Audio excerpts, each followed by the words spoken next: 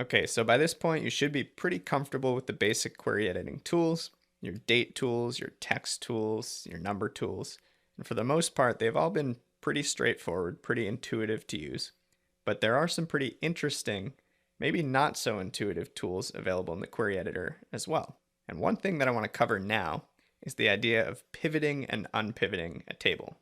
So the way I describe it, pivoting is kind of just a fancy way to describe the process of turning distinct row values into columns, which is called pivoting, or turning columns into rows, which is called unpivoting. Now, it sounds pretty simple, pretty straightforward on the surface, but it's actually a little bit tricky to get a hang of, at least it was for me. So I'm a visual learner, and what I'm about to show you is what finally caused it to click for me. So imagine this simple two-column table. You've got years in the first column, and you've got a numerical field like unit sales in the second column. If we were to select the year column and pivot this table, we would essentially take the year in each row and turn it into its own column. So now instead of a row for 1994, we have a column for 1994. Same goes for 95, 96, 97, 98. So we've basically flipped that table from a vertical format up to a horizontal format. We've turned rows into columns. Now on the flip side, if we started out with the table in that horizontal format and we selected the years in the first row, we could unpivot to transform it into that vertical form. In other words, we take those years, which had been columns, and transform them into rows. So my little mental tip here is that I imagine that the table is kind of like on a hinge in that upper left corner. Pivoting is like rotating it up from vertical to horizontal, and unpivoting is like rotating it down from horizontal to vertical. Now, one thing to note, there's another tool in the query editor called transpose, and that works in a really similar way, but the difference is that it doesn't recognize unique values. So if you're dealing with a table like the one we're looking at here, where we don't have duplicate years or unit sales, pivoting and transposing would yield the exact same result.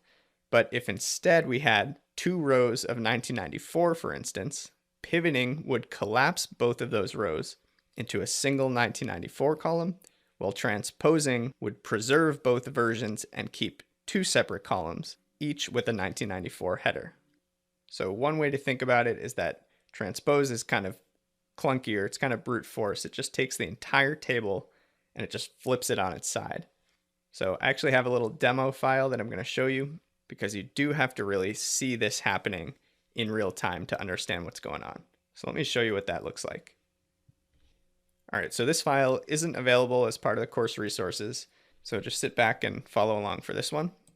I'm going to go ahead and grab my data as a CSV, and I've called this file Unpivot Demo.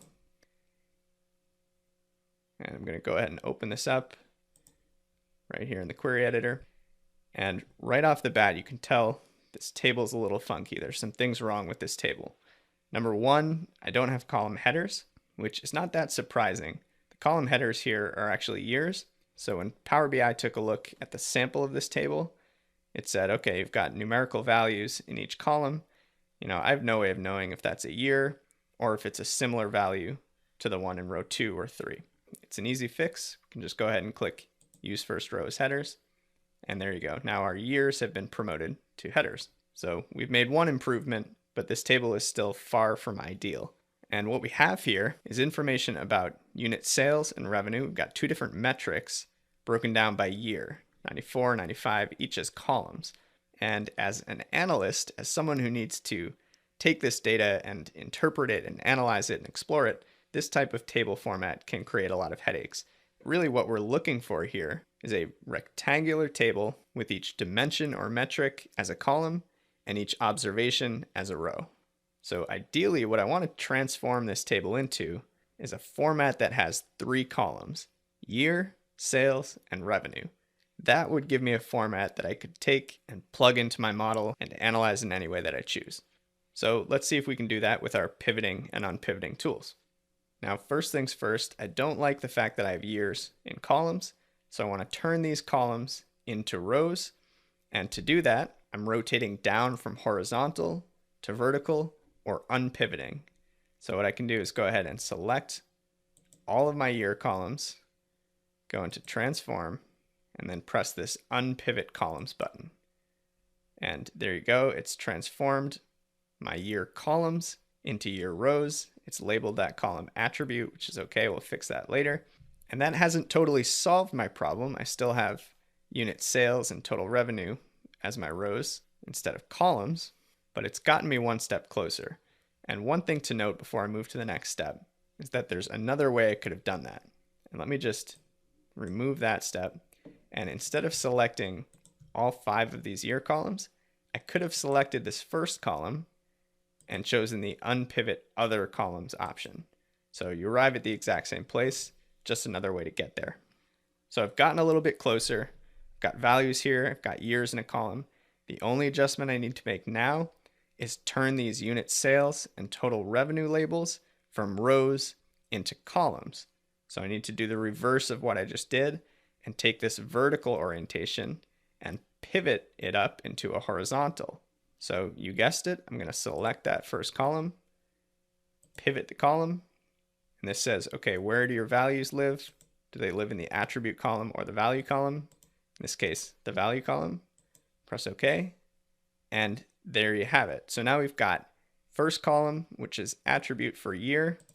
We can go ahead and name that column year.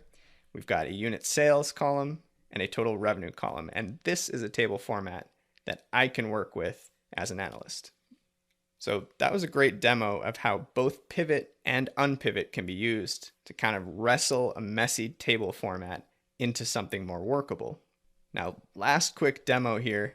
If I take this all the way back to the start, just delete each of these steps, back to square one, because I'm not dealing with any duplicate values here, I could use transpose in this case as well.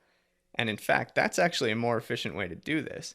I could select this entire table as is and essentially flip it or rotate it onto its side using that transpose option.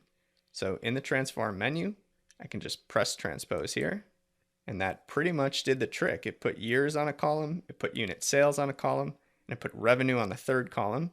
The only thing we have to do now is use those first rows and promote the headers. And there you go. We've gotten to our same ending point using both combination of pivot and unpivot and transpose. So again, kind of tricky to work with at first, but these tools can be really, really helpful when you need them. So with that, I'm going to go ahead and delete that query that I just created. There we go. Close out of the editor. And there you have it, pivoting and unpivoting.